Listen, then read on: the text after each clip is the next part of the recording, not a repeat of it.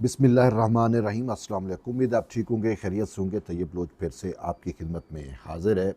जी, supreme court से जुड़ी हुई एक अहम डेवलपमेंट है, और डेवलपमेंट ये है कि जैसा कि आपको इल्म है कि 26वीं तरमीम जो है वो समात के लिए लग चुकी है, और 27 जनवरी को बरोज़ पीर जस्टिस समीरुद्दीन खान की सरबराही में 8 रुकनी कॉन्स्टिट्यूशनल बेंच जो है वो अब इस मामले पर समाअत करेगा।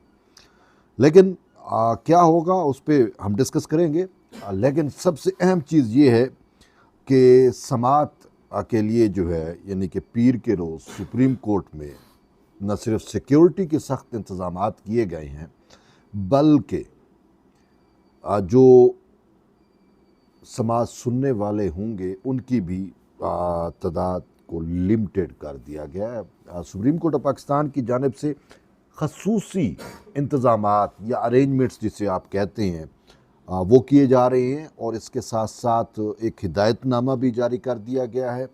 और सबसे अहम चीज़ ये है कि बतला दिया गया है सबको कि मुतलका कोर्ट अब कोर्ट रूम नंबर 2 में बेसिकली इस कॉन्स्टिट्यूशनल बेंच बैठेगा और वहाँ पे समाअत करेगा। और कोर्ट रूम नंबर 2 जो है उसमें सीटिंग कैपेसिटी कम है।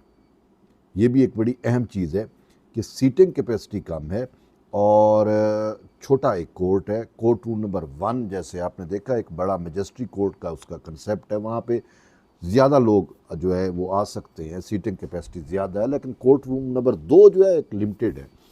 तो इस वजह से जो इंतज़ामात किए गए हैं कि कोर्ट रूम नंबर 2 में जो दाखिला है वो खसूसी पासेस के ज़रिए होगा, यानी कि पासेस जारी किए जाएंगे और सिर्फ गैर ज़रूरी लोग नहीं जा सकेंगे। सिर्फ मुतलका जो वकला हैं, जो फ्रीकैन हैं, वही जा सकते हैं।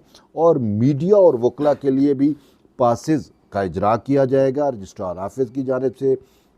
और जिन सहाफ़ियों को, और वो भी जो रेगुलर बीट रिपोर्टर हैं, सिर्फ वो कोर्ट रूम नंबर 2 में उनको खसूसी पास इशू होगा, वो जा सकेंगे, और वकला भी जो रेलिवेंट होंगे।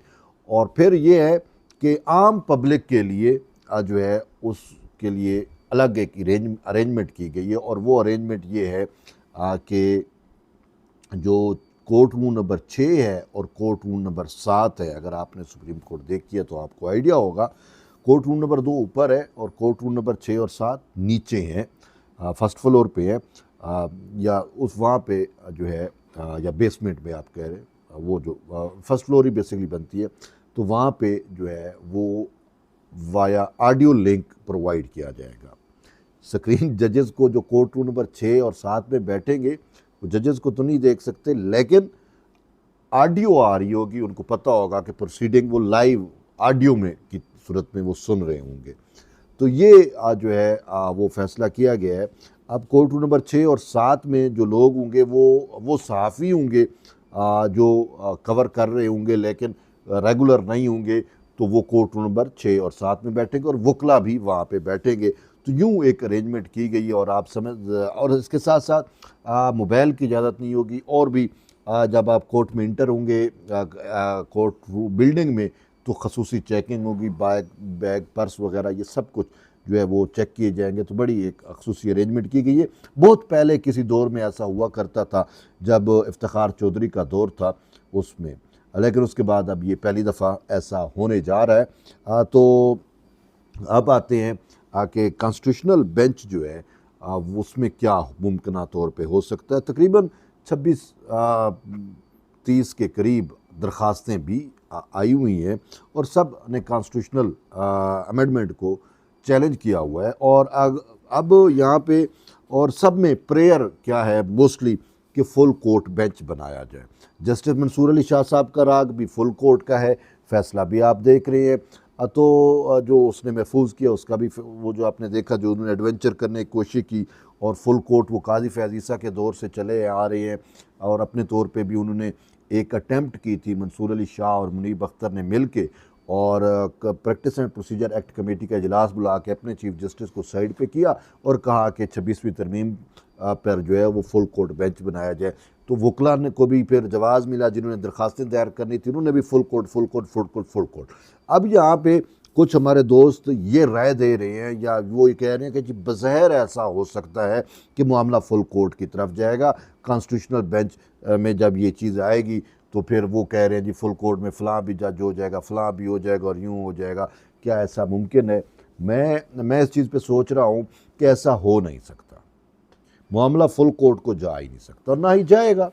बात यह है कि जब 26वीं तरमीम और जब कॉन्स्टिट्यूशन अब ये कह रहा है कि सिर्फ कॉन्स्टिट्यूशनल बेंच ही कॉन्स्टिट्यूशनल मैटर सुनेगा, सिर्फ कॉन्स्टिट्यूशनल बेंच ही कॉन्स्टिट्यूशनल मैटर सुनेगा, तो 8 जज बैठे हैं, कोई 5, 4, 3, 2, 1 नहीं है। और हमने देखा है कि यहाँ पे 3-3 जज भी जो है वो कॉन्स्टिट्यूशनल मैटर सुनते रहे हैं, 5 जज, 7 जज, 8 जज।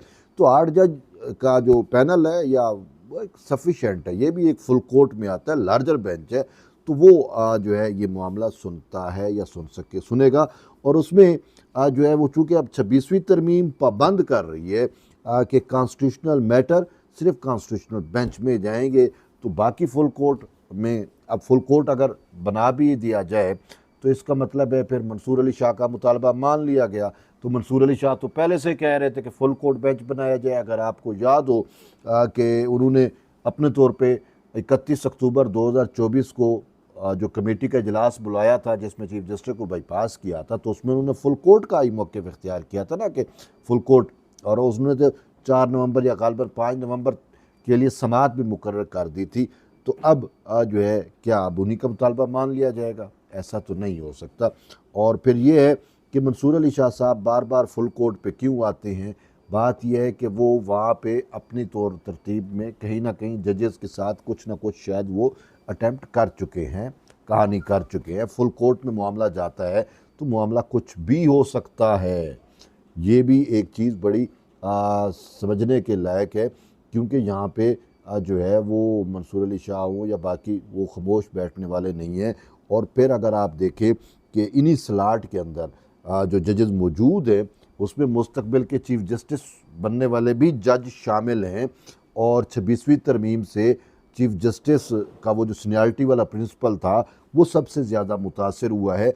अब ये है कि किसी का नहीं पता कि कौन चीफ जस्टिस बनेगा। वो 3 का पैनल जाएगा, वो कमेटी जो मुतल्लिका कमेटी है पार्लिमान की, वो डिसाइड करती है कि कौन चीफ जस्टिस बनेगा। जैसे मंसूर अली शाह साहब का नाम था, मुनीब अख्तर का नाम था और याया खान अफरीदी का नाम था, तो याया अफरीदी को उन्होंने बना लिया चीफ जस्टिस ऑफ पाकिस्तान।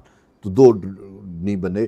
तो यूँ आज अगर 26वीं तरमीम यानी कि ऐसे अब जस्टिस आयशा मलिक ने मुस्तकबिल में अपने आप को मुनीब अख्तर हो गए, तो अब ये जो जज हैं जो अपने एक तरतीब के साथ आए हुए थे कि 2025 में वो होगा, 2026 में 27 में फ़लाँ में ये बनेगा, तो वो फिर एक्टिव हो जाएंगे और वो फिर अपने साथ 1-2 जजेस को अपना हम नवाब बनाएंगे कि आपने इस तरतीब के साथ चलना है, तो जब हम चीफ जस्टिस बनेंगे तो आपको ये चीज़ें, तो बहुत सारे वादे वईद होते हैं।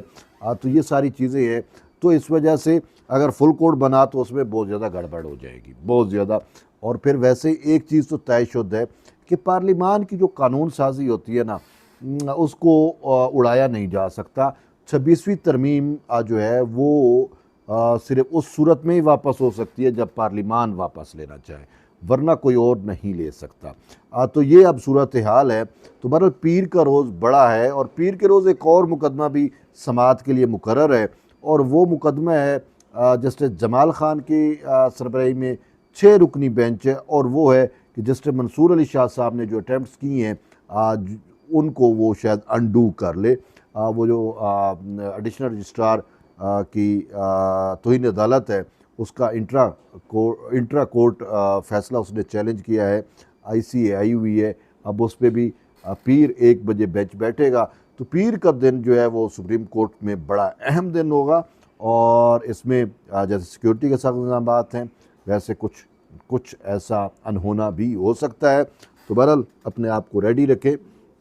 देखते हैं कि 26वीं तरमीम पे बड़ी ज़िद थी कि नहीं लगाई जा रही, तो बिलाखिर 26वीं तरमीम लग गई है और अब पीर को ही डिमेंशन पता चलेगी।